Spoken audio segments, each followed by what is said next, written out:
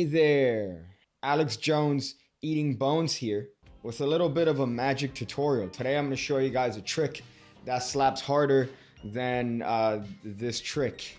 And I don't mean that in the hip African American sense. I mean that literally, in that this trick actually slaps.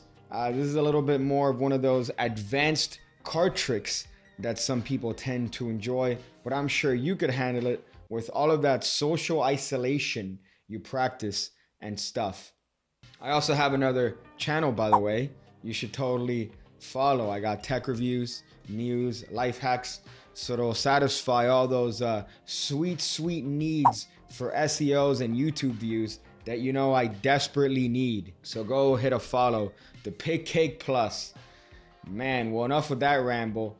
Let's go and gamble with our virginities. Yeah, your virginities. Losers. I'm not a loser. Whoa, how did I get here? Man, these transitions are really driving me crazy. So for this particular trick, you're gonna need a deck of playing cards, of which you could totally get in the description below. Use Pig Cake 10, get 10% off. Oh man, talk about shills. We're also gonna need everyone's favorite 4 of a kind. One Direction. I think there were 5 of them. It doesn't matter. They're all dead. But for this trick, we actually need the four aces. And of course, I'm gonna redundantly take out the aces from the deck, only to put them right back where I found them. Right?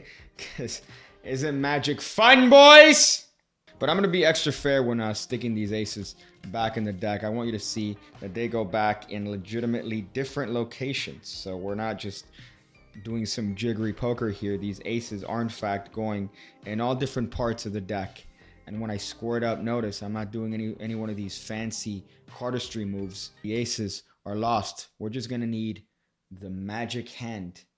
Believe it or not, all we need is the magic slap that's stored inside of my right hand to do the magic. Oh boy. See, look, watch. If I use this magic hand to slap the deck, we get a visual appearance of the 4 aces on top. Man, isn't magic great? Oh boy. If that's what I could do to playing cards, imagine what I could do with the ladies. This hand.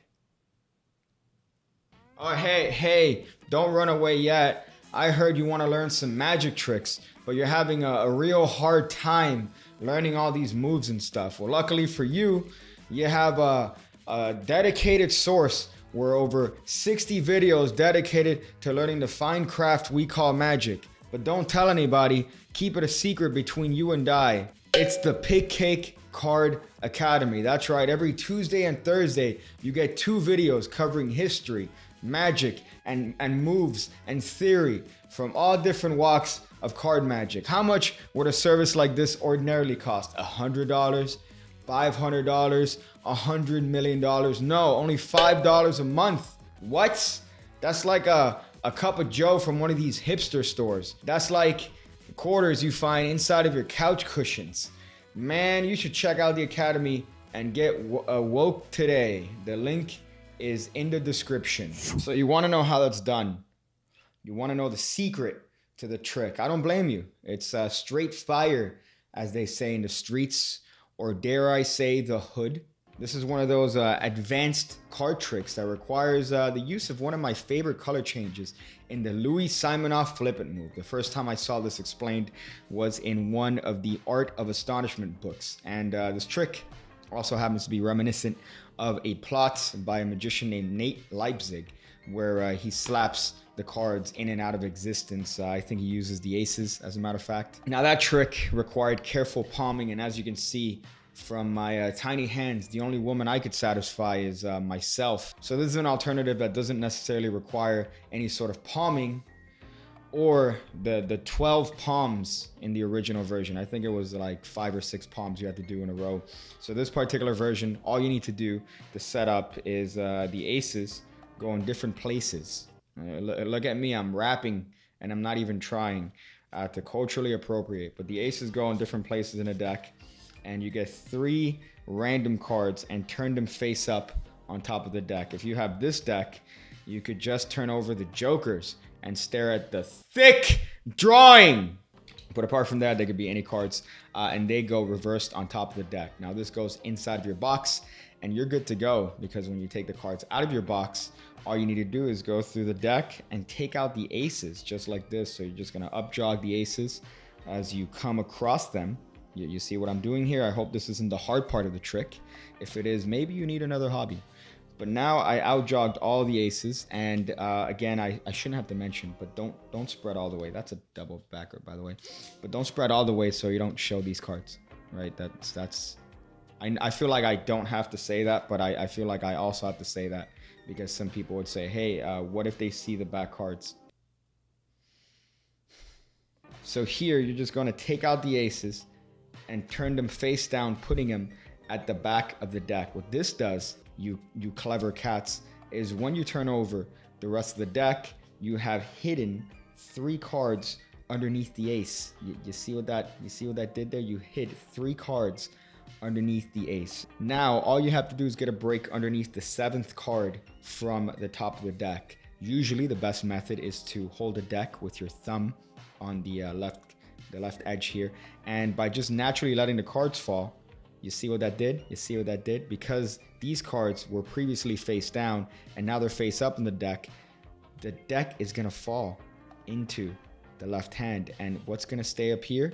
The cards that were face up. You see that? So you don't really need a break there. So now when you square the cards back up, you get a break, and you can now show the aces front and back singly.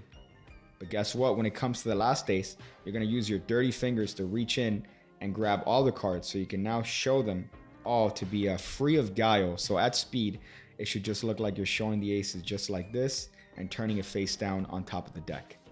Now the situation is as follows. You have 3 X cards followed by the first ace, and now you could get into the actual losing of the aces. Again, this is the easy portion of the trick. So now you take the top card, you put it in here, you take the next card, you put it in somewhere in the middle, you take this card, put it in higher than that. And this last one is a little bit interesting because you riffle down 3 cards with your dirty left thumb. You're gonna riffle 3 cards, which if you haven't figured out are the 3 aces. And that you could flash this ace and show that is going into the deck. You see what that is? So you can actually show the last ace, but it's actually going forth from the top of the deck.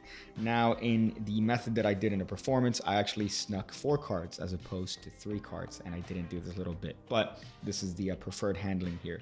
So now what you do is that you're gonna insert these cards one at a time, just like this, into the deck until you get to the last ace, because you're gonna push in on the upper left corner of that card, which is, guess what? It's gonna lift up. You see what this does? It angle jogs the card. So now you could come in with your pinky, square it up, and you have a break there. You see, you have a break below the 4 aces. Now the alternative is obviously spreading the deck, clamping your pinky there on the 4th card, so that now you could spread these cards without separating your break, so that when you square up the deck, you could obtain a break that way, or you could do a pinky pull down, whatever strikes your particular fancy. However, you need to get a break below the 4 aces, because now comes the hard part, the Louis Simonoff flip it move.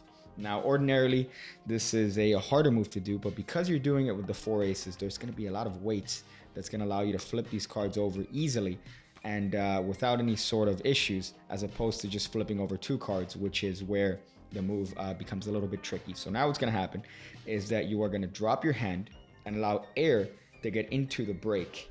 Now, when you do that, what's going to happen is that you're going to drop your hands and you're going to bring your hand right back up to the exact same position that it originated from. When this happens, you see that the aces turn over on top of the deck. You see what that does? Science is an amazing thing.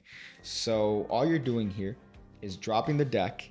The aces, because there's space between them, they're going to revolve once and then land right back on top of the deck, which is exactly what you want to do. However, here comes the hard part. because you're going to have to flip the aces at the same time that you're going to slap them. So you're going to show your hand empty. You have a break underneath the aces, and you're going to show your hand empty.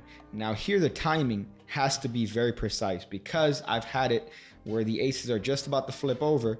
I've come in and slapped it, and I've bent the aces. So you don't want that to happen. So at speed, it should just look like you slapped the aces into existence. Now this is going to be a little bit of a challenging move to get down consistently, but once you get it down, you're going to be able to apparently slap the aces just from nowhere. Your hand's empty, and you could just slap the deck and make the aces appear. So once again, you're doing the flip and move the cards. Your hand is dropping. The cards are temporarily going to flip over because, again, there's space, there's air there.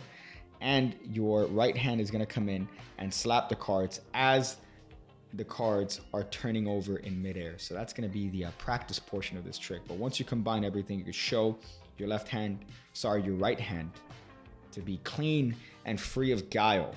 And then you could come in and slap the aces into existence. So at speed, you're showing your hand empty. You could even have them touch it if you crave that human contact. And now you could slap the aces into existence, thus showing that you're a wizard, Harry. You are a wizard. Oh boy, man, that was a fun one. It's gonna take a lot of practice, but I'm sure it's well under your capable hands. Oh boy, make sure to do all the things that people do, man. Do all the things that people do. Check out the academy. Check out the projects, pigcake.me. Go subscribe to Pigcake Plus. Dropping some news. Dropping some hot news there.